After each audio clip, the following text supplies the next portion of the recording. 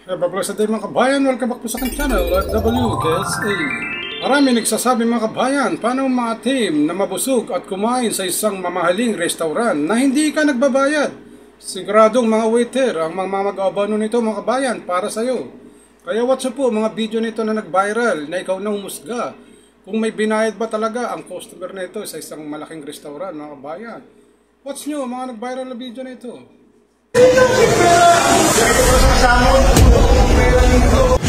Ito panoorin natin ito mga kalakbay. Sa ano to sa may Tagaytay daw to Kumain sila magkakasama, tatlo sila. Tapos humingi sila ng check. At binilag nila yung check sa waitress na walang pera. Yan yung mangyayari pagdating binalik sa kanila yung check.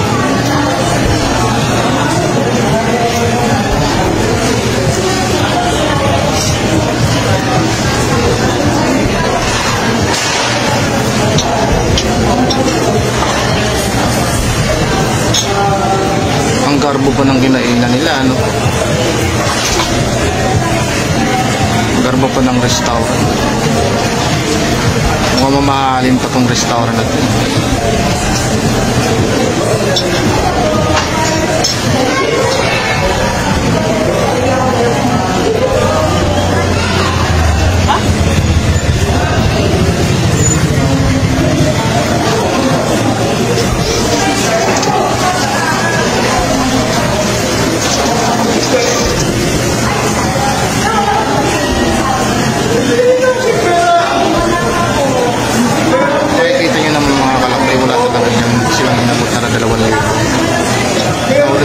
Yung dalawa baka modus lang talaga nila yun. Kasi sinasabi itong lalaki na ito na may inipit ko ng 2,000 sa ilalim ng resebo. Pero kung makikita niya sa video kanina, mukhang wala naman.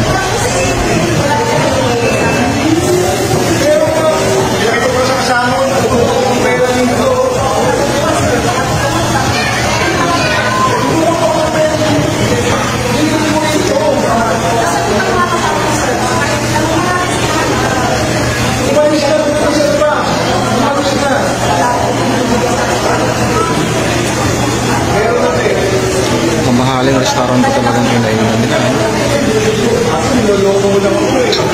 Napapansin sa CCTV na walang inilagay na pera mga kabayan. Isang customer sa ilalim ng isang resibo at pasimpleng pinauna niya ang kanyang makasama na lumabas na sa restaurant.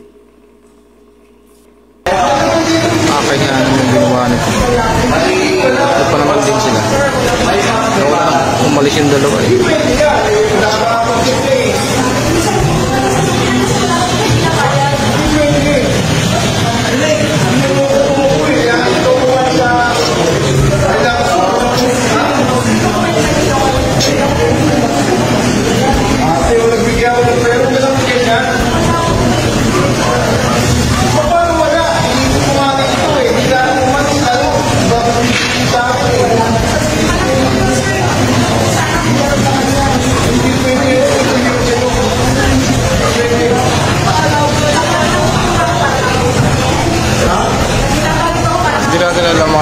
Kung sinasadyo o sinadya talaga ito